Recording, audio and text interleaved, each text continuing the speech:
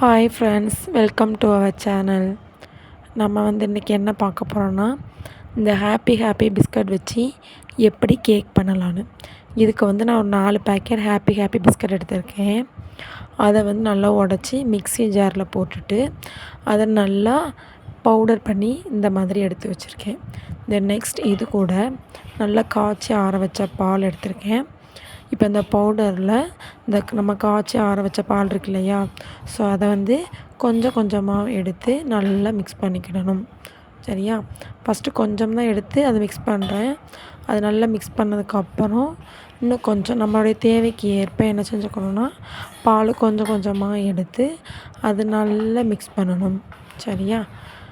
அந்த பவுடர் கட்டி இல்லாமல் நல்லா ஈவனாக மிக்ஸ் ஆகிற அளவுக்கு நல்லா மிக்ஸ் பண்ணி இந்த மாதிரி அதோடைய கன்சிஸ்டன்சி இருக்கணும். சரியா?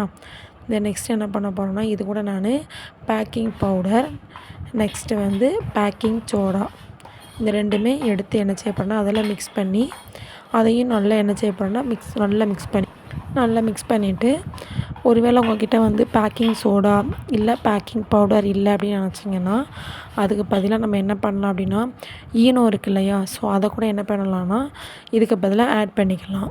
சரியா?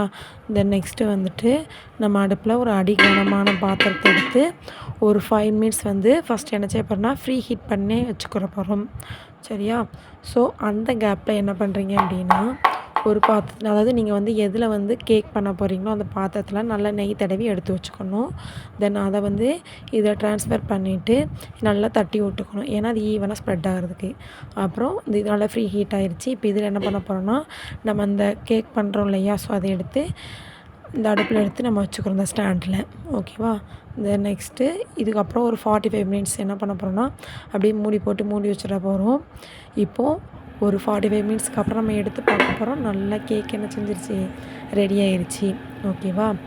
அதுக்கப்புறம் என்ன பண்ணியிருக்கேன் அப்படின்னு சொன்னோன்னா, இப்போ இதை உங்கள்கிட்ட டூத் பிக் இருந்துச்சுன்னு சொன்னால் அதை வச்சு என்ன செய்யுங்கன்னா லைட்டாக குத்தி பாருங்கள். அது என்ன செஞ்சுருக்கு, அதில் ஒட்டாமல் அப்படியே அழகாக வந்திருக்கும்.